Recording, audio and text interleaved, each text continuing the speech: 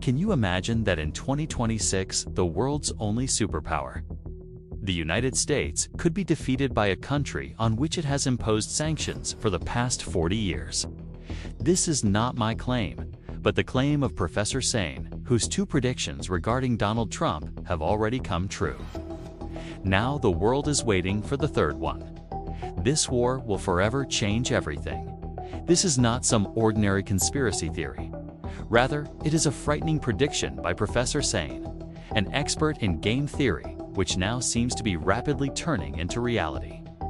If this prediction proves true, then within the next 6 months, the money sitting in your bank account could become worthless paper, and the global system could change forever.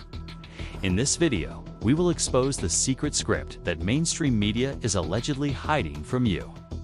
We will see how Iran's cheap drones, costing only a few $100s, are shaking the pride of America's trillion-dollar military power.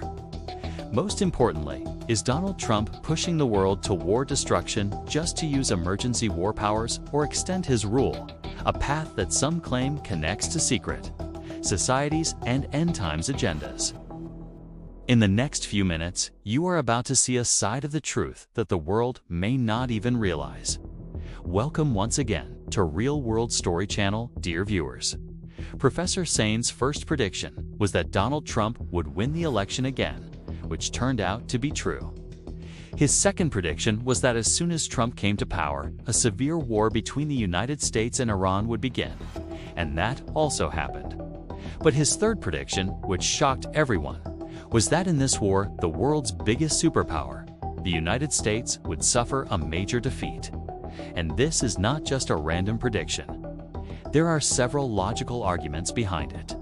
In today's video, we will analyze this third and most dangerous prediction and try to understand how a military superpower could lose to Iran. Professor Sane, who is a major expert in game theory and geopolitical events, stated clearly in a recent interview that the United States cannot win this war under any circumstances. Let's get straight to the point and see where Iran stands today. According to the professor's deep analysis, Iran has not been preparing for this war for just a year or two. It has been preparing for over 20 years. Within Iran's Islamic regime, this is seen as a final battle in which they consider the United States the Great Satan. Iran gained a lot of experience from the conflict that occurred last June. At that time, they did not just attack. They also studied the strengths and weaknesses of the US and Israeli defense systems and carefully analyzed their strategies. They had 8 months to prepare for this new phase of conflict. And during that time, they entered into dialogue with the United States, mainly to buy time. The most important point is that Iran is not fighting directly, but is using its proxies effectively. These include the Houthis in Yemen, Hezbollah in Lebanon, Hamas in Palestine, and various Shia militant groups in Iraq and Syria. Together, these groups have carefully studied the mentality and fighting style of the United States. Their strategy is not just to kill American soldiers, but to damage the entire American empire and global economy. Instead of confronting the US directly, they are targeting countries that are the backbone of the American economy, namely the GCC countries such as Saudi Arabia, the UAE, Qatar, and Bahrain. Iran's strategy is extremely dangerous and well-planned. They are not only attacking military bases with missiles, but also targeting critical energy, infrastructure, and water systems in these Arab countries. These Middle Eastern countries have almost no natural drinking water sources. They rely heavily on desalination plants that convert seawater into drinking water. More than 60% of their water supply comes from these plants. Professor Sane gave a frightening example. If a small Iranian drone costing just a few $100s were to strike a major desalination plant in Riyadh, the city's population of around 10 million could run out of drinking water within 2 weeks. Just imagine an entire city beginning to suffer from thirst within 2 weeks. At the same time, Iran has practically begun blocking the Strait of Hormuz, a vital sea route through which about 90% of food and grain imports for these Gulf countries pass.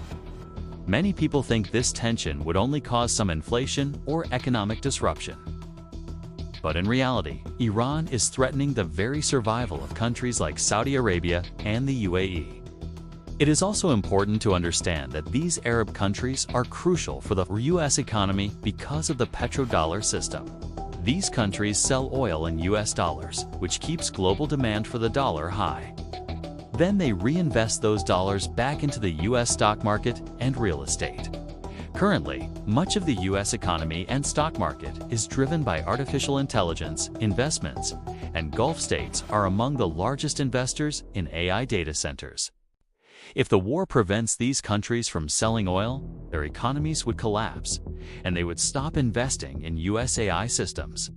The moment this investment stops, the so-called AI bubble in the United States could burst, causing the entire American economy to crash. Professor Sain even described it as a financial Ponzi scheme. Another question arises: why can't the advanced U.S. military stop these cheap drones? The reason is that the American military structure and mindset were built during World War II and the Cold War, when power was measured by expensive and complex technology. But modern warfare has changed. This is the era of asymmetric warfare, where a cheap weapon can destroy an extremely expensive defense system.